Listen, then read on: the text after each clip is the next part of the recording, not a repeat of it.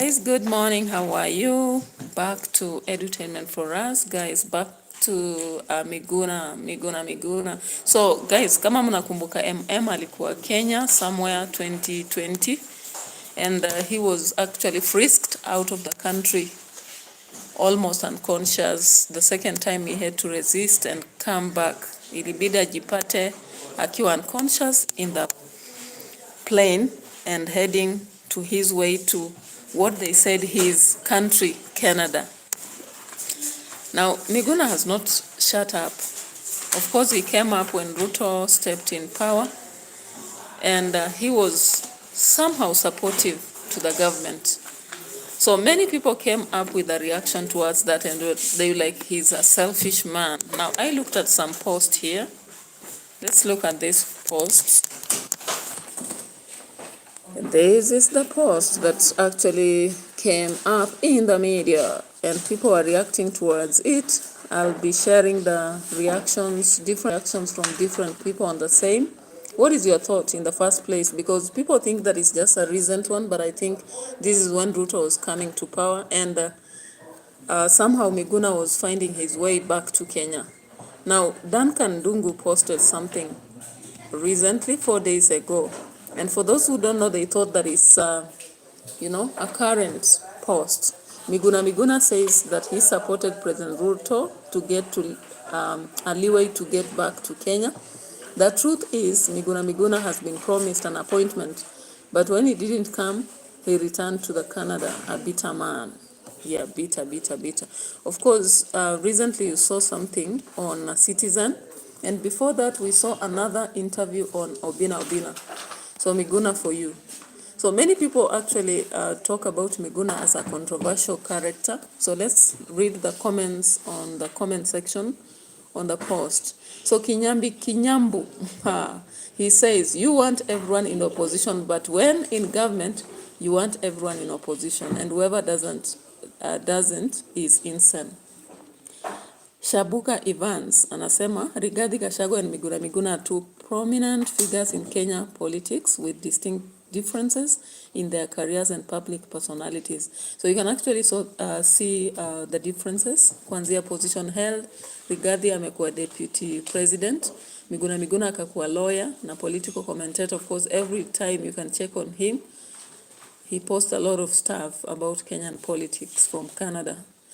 Ukiangalia public perception, Gachagua is known to be an outspoken, controversial individual, just as Miguna is very outspoken and keeps critiquing the government on actions and advocating for constitutional adherence. Political alignments. Gachagua had a good relationship with the President Ruto, then it deteriorated all new. Then public feuds began after the impeachment process. Miguna naye, he has exposed support for the certain government initiatives while criticizing others, showcasing his independent stance. I don't know whether that is true. I think you can give your thought. Approach to governance. Gachagua very vocal about issues to do with corruption, abuse of power, vowing to take presidential seat very soon, with his say one term and the common slogan cousins and brothers and shemejis, right?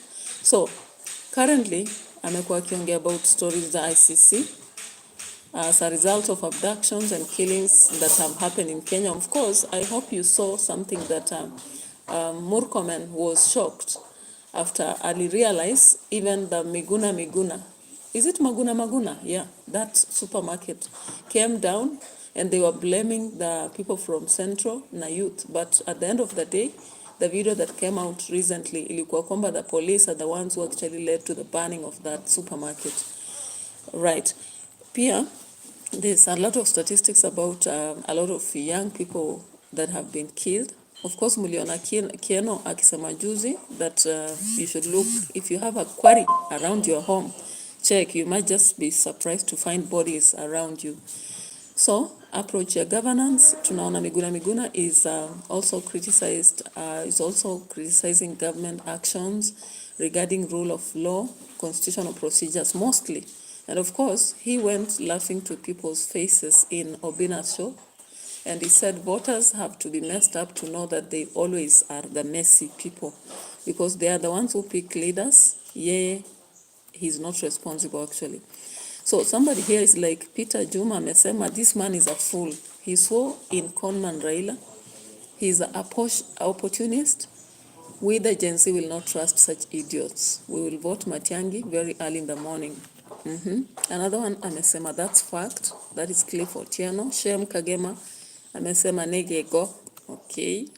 Wafula Obongita akasema Miguna is a fool. All right, bila sababu. So what do you think? Of course, you can type your comment in the comment section. You just make us understand what the deal is. What do you think about Miguna? So of course, kama ulicheki story ya Miguna on Citizen kwa Sunday Live akiingilia Matiang. Of course, it was a response to Matiang after Matiang had come out in an interview showcasing what he can do for Kenya, trying to clear his name over the massacres, or rather the bodies that were found in River Yala, matters to do with the Nakuru death. You remember the 4 guys? Well, the 4 boys that were lynched, or rather killed in their house, and so many other cases, including the extrajudicial killings that happened during his time as the CS Interior. Yeah, so Miguna came up now. He didn't want to listen to what Abdi was trying to explain, and he put the task to journalists. He was saying the journalists are biased. Sometimes they say what they want us to hear, and kind of they are biased towards some candidates. So what did he say? So let's get this. And what do you think about this? Is Miguna just opening his mouth as a radicalist who is an idiot, or is he having some brains? Let's get supported William Ruto and I could return to Kenya. That was not in any way a dichotomous situation where you could argue that I did that to whitewash anything that William Ruto did. By no means did I do that. It was a presidential contest. In fact, if I was in Kenya, I may have run for president. But they had forced me literally from the Republic of Kenya. And I made that choice only on that basis. Now, of course, I knew what William Ruto did. I've written books about it. I have stated this repeated times in the media. I am not in the business of whitewashing any crime that anybody has committed. And if somebody, for example, tomorrow, Abdikadir, you run for office and they voted for you, does that mean that every crime you have committed, they have now forgiven and they have washed you from those crimes? Does that mean that any crime you're likely to commit in the future, they would now be bound not to tell you? All right, so guys, do you think Miguna is attacking even the president at this point when he says that there are crimes he conducted and he's not washed, you know? So he's claiming that when he supported the aspect of Ruto, he was not there to sanitize him. He was only doing that because he had been pushed out of the country. Raila himself, that was sworn in by Miguna, actually did not stand for him at any point. And by the time he was pushed out of the country, everything was kept, you know, in the dark. Of course, he came about even blaming Abdi and the general media in Kenya, but that they never showed anything to do with his house, the destruction of the house, and they kept silent about everything. So in this show, he even had to carry the passport that was destroyed physically and show it to the world that this brutality that he experienced is what he did, and he does not support Matiang'i to be a presidential candidate. So what is the difference between Matiang'i and Ruto, guys? So if you actually understand the politics surrounding that too, you can also drop a comment in the comment sections. So you that you are committing a crime? By no means, no.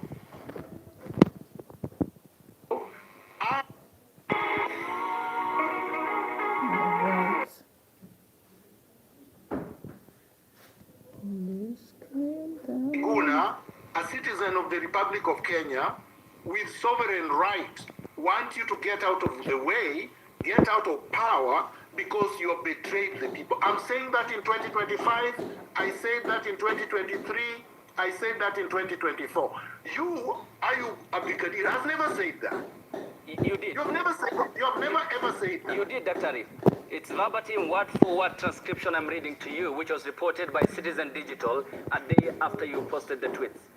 I want you to show the tweet that it was in 2025, that it was in 2024, that it was in 2023. It was not in any of these times. You are talking before the election, and that's why I call you a contortionist.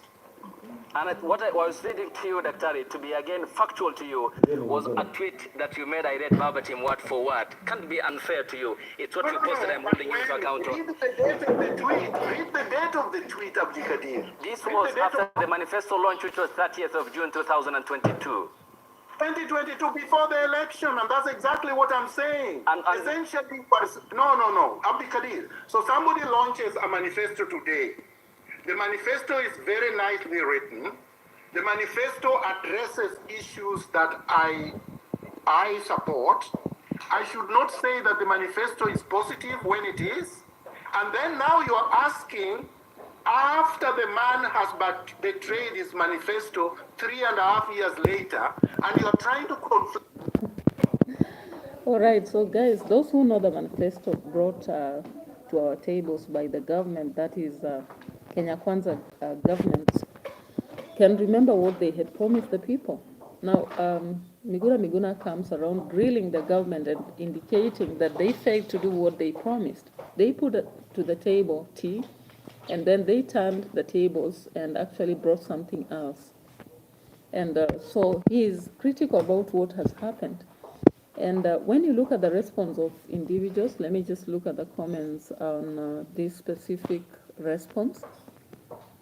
Somebody, Lizzie Jones, 3 days ago says, if MIGUNA says you are good, then you are good. Kudos, Maraga, you are good, sir.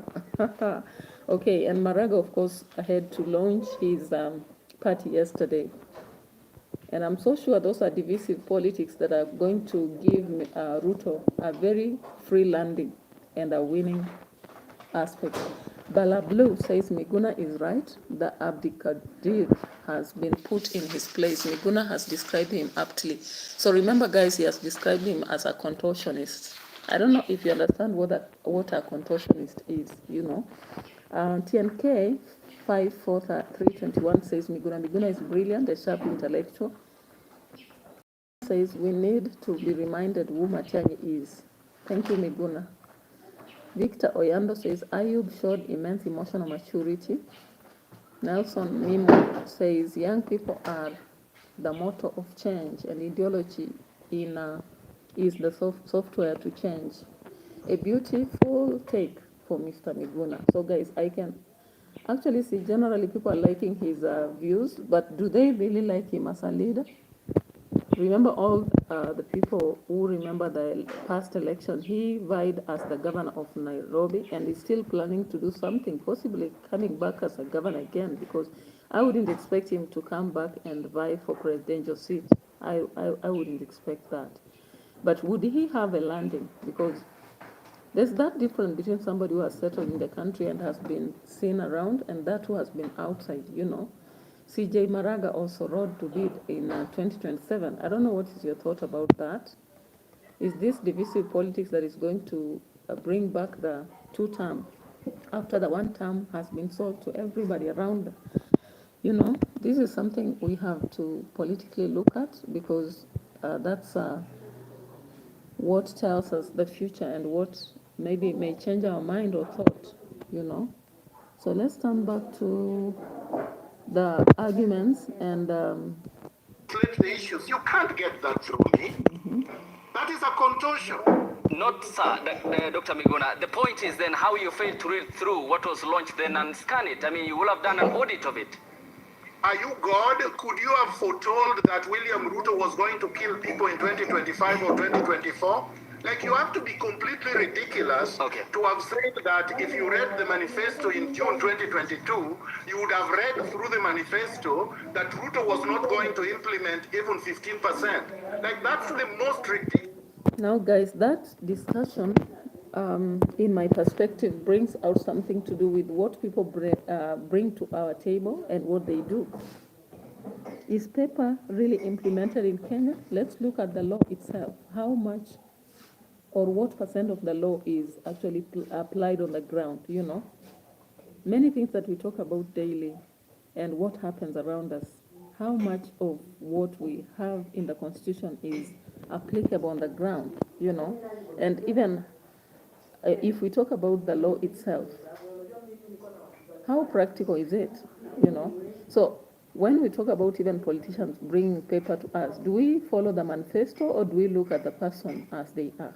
That's one question that most voters in Kenya don't look at, and no wonder we have a recycle of poor leadership that happens every day. People are either conduct favoritism, tribalism, you know, corruption, and all sorts of mistakes that we see year after year. Because when you look at the government that I've run through, I saw another post, somebody trying to bring out what kind of the deaths that have happened in the different regimes. I don't know whether I can get that post. It was on Facebook somewhere. Let me just check for it. And somebody had clearly showed that in all the governments, the aspect of killing young people has been there. Not justifying that it's right, but then, when will this end? It can only end if people now stop following the manifesto and understand the leaders. Vetting processes are ridiculous in Kenya, you know? Let's see it.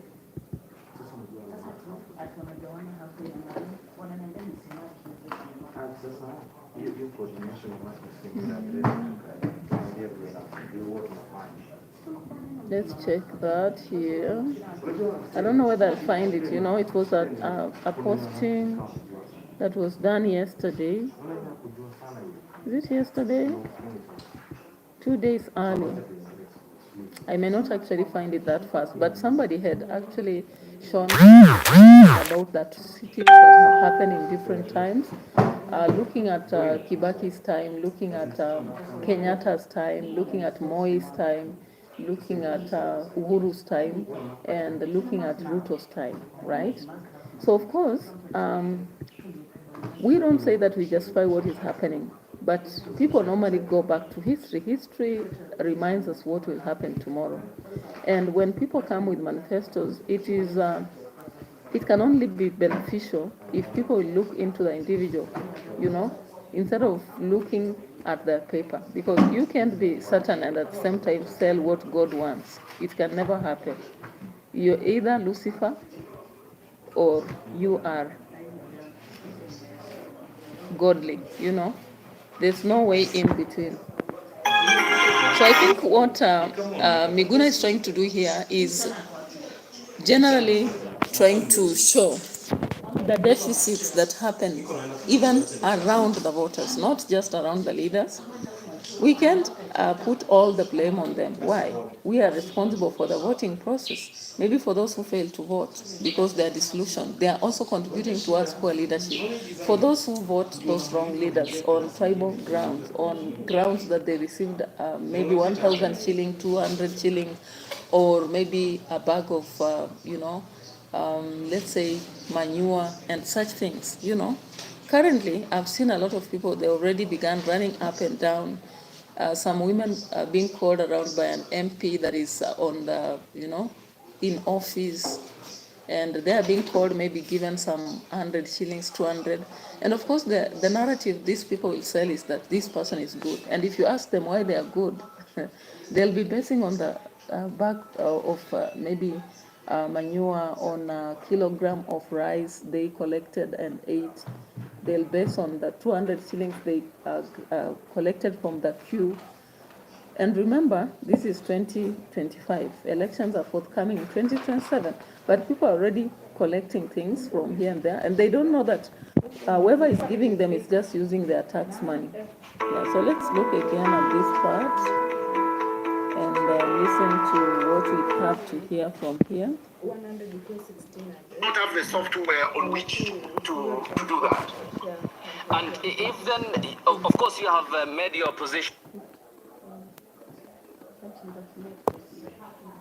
All right, so there's a flop in network. On Okay. the government headed by the president, the opposition, then what's the alternative? Who then picks up the responsibility and fill up the vacuum that you have talked about, the much needed reform within the Kenya's governance architecture? Because this country does not belong to Ruto, the looter, liar, and the terrorist who is terrorizing Kenya and his regime. And the group that basically are on the other side were part of this team, essentially, ideologically, politically, economically. These are transactional actors in the Kenyan political environment. They are merchants of impunity. Now, the only other side, because you are trying to, the question implies that these are two sides. They are not two sides. They belong to the same side. This is almost like a palace disagreement. So members of the palace disagreed and are now fighting over the spoils. But we have the real alternative, the people. We have the... So guys, you can see the narrative Miguna is telling that the real narrative of political win, or rather change, is with the people. That is the voters. On the other hand, he's been asked whether when he's disputing the impunity, or rather the corridors of power that are damaging, and looking at Matiang'i as unsuitable, at the same time indicating that Ruto is a poor leader who is not into what being a leader. Then now the question is, who exactly is the best person here? Because he's clearly showing that the two sides are unsuitable. That is the current leadership. If you heard what you heard here, Miguna is clearly describing the government as having turned into a terrorism ground, terrorists as a result of the killings that we've had. Because whether they are happening in before our eyes or, behind our backs, as we've had after the Sabasaba demonstrations, this clearly shows that the government is a terrorist kind of, attacking its people and destroying them. At the same time, he is saying that these are a house, or rather a palace of impunity. Impunity is brought about by people who conduct errors and then they cover them up. And some of the common mistakes that are being actually assigned to our leaders include corruption, favoritism, the fact that they are actually, the other day it was very sarcastic, a sarcastic statement coming from the Speaker of the Parliament. So we saw Wetangula saying that in Kenya, they have employed a lot of teachers. And the question was, who is a teacher in Kenya? Who is a teacher? As far as we keep saying that there are people who are handling our students, they are really molding hands, they are nurturing lives. So what? So what? When these people are not even given the, a setting that is suitable, the salary that is suitable, the life that they deserve, So just by calling them as nurturers and referring to that as a call and all that, and most of the political leaders have been there and they walked away because they knew it's not the best for them. It's not the best package, right? There are no gigs as what they are currently receiving. Yesterday you saw me doing something on the Senate, and you understand the difference clearly. You see, the privileges these people have, the rest do not have. So how do you come out as a leader and then say that the achievement of this government has been hiring the high number of teachers? Now, let me ask you one thing. By saying that, and considering that there is a transition of system from grade, we have one, we've been having 844, right? 844, we've been having up to class 8, then Form 4, then university, right? And now currently, if you look at the system, it has increased kind of. So we've had a transition in the system, or rather the curriculum, so that we have now up to 6, then up to 9, then up to Form 6, and later on. So if you come about arguing as a leader that you are now hiring more teachers, I think you're insane. There is some insanity or some lack of reasoning that you are actually trying to display before the people. And then while telling us that, we have seen some humiliations happening. One recently happening in Nyanza with teachers being paraded to explain why there is no performance. I wonder who will parade these leaders and humiliate them for not performing, because we cannot see that on the ground actually. When you look at the roads they are displaying and telling us they have made, we can go deep into the rurals and show also the kind of roads they have not worked on. We can show the hospitals where medicine is not found. Anytime you go, you are tested and they tell you are sick, but you can't find medicine. If there are doctors there, they are either incompetent or they don't have the necessary machineries to help you in terms of your health. So looking at these affairs, you see that Miguna is actually hitting on the right, the right nail. So let's again check on what he says in another fact. Walid Sabuni, thank you. Welcome on board. Thank you for the like also. I can see some other person there. Hola. So let's get to here. Exploited. We have the majority of the people who are the victims of this oligarchy. That is the solution. It doesn't have to come in the form that many of you are used to, because many of you are used to this briefcase outlets called political parties, which are transactional instruments. Those are the ones that you see as alternatives. When Che Guevara and Fidel Castro led the Cuban Revolution in 1959, many people talked just like you. They said, oh, which is the group that is going to replace Batista? They didn't realize that these students that were considered radical and very extreme wanted to overhaul the entire oligarchical system so that they can bring a new thing. That is what the youth in Kenya, that's why they call themselves trackless, organic, and they are also saying leaderless. Okay, leaderless because if they were to announce who their leaders, those are some lessons, right? So listening at this man, however radical he is and controversial and critical and whatever he is actually trying to prove what one of the comments has proved here, that he's come out as an intellect, and no wonder a lot of youth are being brought down, are being brought down because somebody knows what happened in this reformation that Miguna has just talked about. So if they come out really strong, a reformation is yet to happen. But how ready is that? How possible is that? Or how soon will this be happening? That is the question maybe we can keep asking on board. But when we look at what Miguna is saying, we can actually see he's drilling down the government and any other leader that may want even to vie for the positions that may be there. So the drama at JKIA did not sit well with him and all that happened to him. Now, giving at a personal level, what does this mean? I looked at this and I went back to Obina's show and I saw clearly that Miguna was touching, or rather showing the impunity in most of the leaders that some people do not really look at, including Matiang'i, who is vying for the position of the president. Now let's just go back to that interview in Obina's show. That's what I'm looking for. Here it is. I think it's the longest.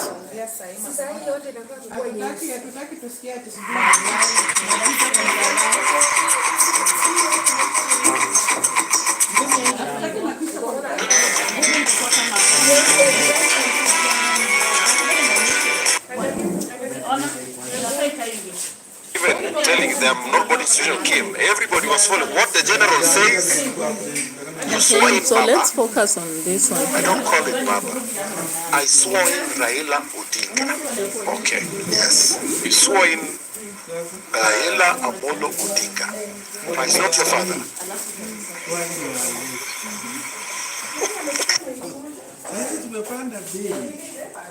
Yeah, let's check here. You run away from it. Remember how 1982 did not come out to be successful? The same Raila Odinga, a coward, betrayed his comrades. The same way they betrayed his comrades. They were hanged, he was not. Why?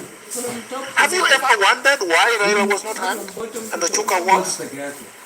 Ochuka was simply a senior private in the army, in the Air Force, right?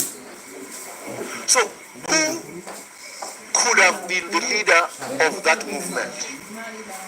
A private in the army or Raila Odinga, the son of Jaramogi? Who had the money to fund? So that is the first grilling on Raila Odinga, of course. Yes, many people worshipping him, but the reality is that through this grilling, you understand that he's a weak man. And I think when you look at the corridors of discussion surrounding him, you clearly see that everybody is seeing him as a failure, right? Because currently, so many people are running away, and even those who want to vie on the seat of within ODM, they don't want to go out and say that they are ODM. You saw one example for Malwa, Wanyonyi. Wanyonyi wants to vie for the seat of governor in Bungoma, came out clearly saying that he's not going out as ODM, but as an individual. And of course, this will be going on in very many cases. Now let's get to see another. Arrest somebody and take them away. But you cannot deport a citizen. You try a citizen in the country where he has citizenship. So, and even of foreigners, if you have to deport them because they don't have status in your country, you have to go through a judicial process. You give them notice, they appear in court. The court is the one that issues a deportation order. It is that deportation So of order course, that gives in the this state. interview, Miguna came out clearly showing that Matiang is not a suitable candidate. Why? If it is what Ruto is doing, he will do worse. And he indicated the aspect of extrajudicial killing, the Yala massacre. He quoted also the aspect of Matiang who never actually, it has contempt of court, if we can talk about that. And the fact that he betrayed his fellow citizen by deporting him and through non-constitutional methods, you know. So these are aspects that he has come out with, and he has not only grilled one individual, but has been grilling a number of leaders within the government, including Matiang, including Ruto, and maybe the rest of the people who people are looking at and thinking that they are the best leaders. So there's one question that he has really spit out, indicating that it's about us. We as voters, what exactly do we believe in? What do we look at? Do we look at manifesto, a paper that is brought to us, or do we look at the individual? What do we want? If we want something, what do we go for so that we get there, you know? The power to take that person out.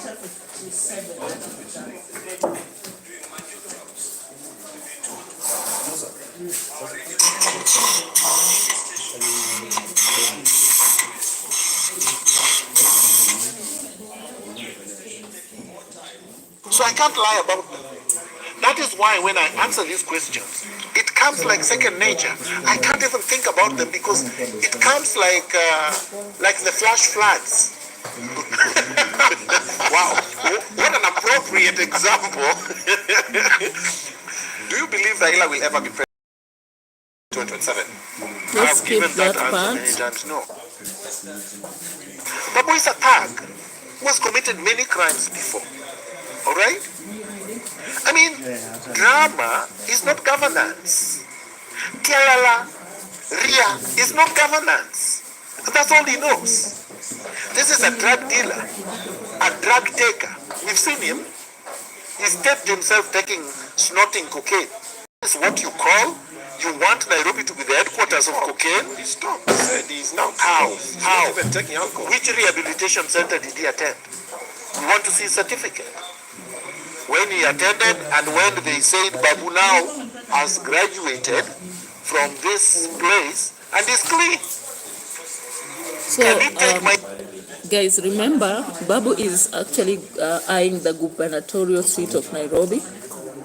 And within these interviews, when you look at what Miguna is doing, is attacking those individuals that he knows are really being eyed by the citizens. And recently you saw on Dr. Manyora's interview, they came up showing that Babu is favored, and also Makwini did the same, David Wafula did the same, indicating that he is favored because now Nairobi is not for Kidero, it's not for the current,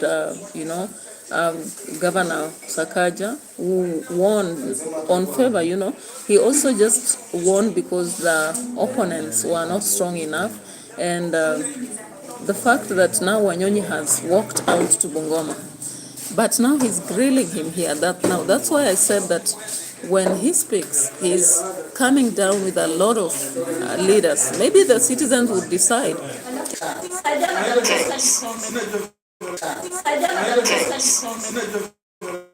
can't force. Now they discover everything, right? So they were trying to find. No, they try, but they can't. I can't be vote. Just give up. No, they just give up. Or they know, don't try. They don't even. Because they know the answer. You see, a lot of times, people give them signals that they're ready to be bought. They go to their offices begging for things, so they know this one is easy to buy. Me, in the office, I go home. I eat and I sleep and I go to work. And I don't go to bars. See, in the bars is where you can tell also the big ones. Yeah, and they send them play queens. Guys, Miguna here is bringing out the aspect of Morara, for example, and Makore, and the rest of the people who have been,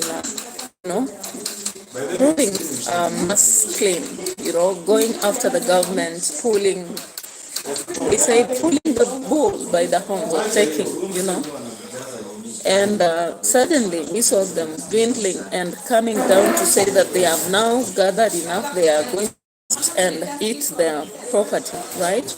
And of course what he's sharing here is the fact that most of these young people who have been coming up as activists, they create a moment whereby they can be bought. How ridiculous it is. Of course you understand that. So let's get to see inquiry, right? So that's number one. Do the manifesto. Yeah. First, actually that's number two. First, implement your manifesto. Implement the manifesto. Do what you said to the country we are going to do. Okay. Two or three. Some of these low-hanging fruits that you're supposed to do, like the judicial inquiry. Okay? Of state capture, for example. Yeah. Do it. One of the things that came up just before we went was the Pandora's box. The scandal involving his family. Pandora's papers.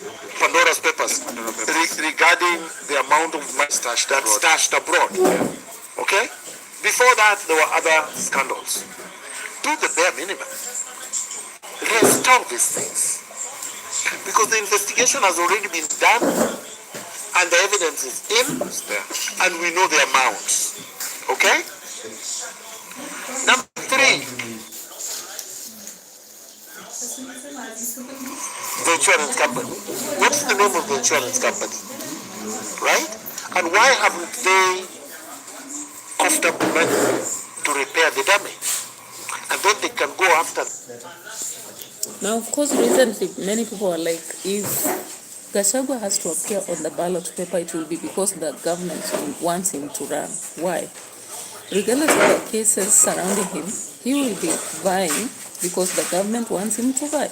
And as a result of the many candidates who are coming in, Maraga, Matiani, and the rest of the names that will come up, of course, as we go by. And once we have many candidates, it will be obviously a two-term situation, whether people like it or not. Now, you heard what Miguna has shared here, indicating about the faceless and referring to a situation of reformation out there.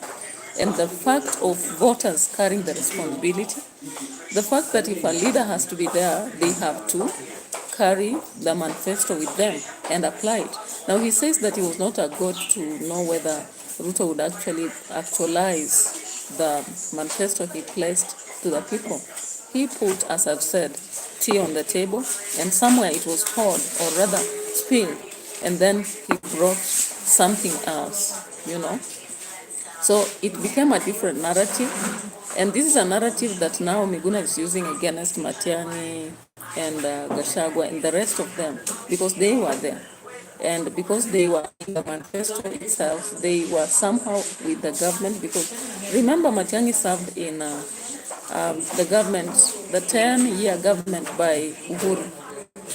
And for the atrocities he's blamed off, maybe the world should clear him, not himself, because even if he comes here, he talks about the Yala massacre, that he moved out of office when the files were open. So what? Why did they happen in the first place? If he talks about the Nakuru aspect happening without his notice, but he was responsible for that, then how can he sanitize himself? Then when it comes to Gachagua cases that were actually looming during the impeachment process, some of which were very critical, and some did not just get the people who were suing him, and that is why they were spared. So it's a political moment, and the return of Miguna is actually a slap in the face of many leaders, because if many people are going to listen to them, they're demanding for a different person who is accountable, answerable, and reliable than the people that are coming to their tables. So guys, that is our reaction for today. Very noisy because there was a lot of noise in the background, but you will bear with us and focus on the key message, because it is what it is. Maybe looking at what you've heard and listening too much, and also if you get a chance to actually watch those interviews both on Citizen and Obina Show and elsewhere, and critically looking at the leaders, because the leaders I've mentioned are very few, but we have a massive number, because in Kenya with 44 different places and with the many people representing in different shoes, and looking at also the video I did yesterday on the Senate and other people in different levels, maybe you can check out and see what exactly we have before us. So the return, in my view, is a slap in the faces of many, but will it actually something to be referred to? Will it be a point of reference, or will it be just ignored as another radical movement that is not going to work? So adios, thank you for listening and watching, and continue sharing the videos, subscribe to the channel, and do what we need to do to move ahead. Thank you.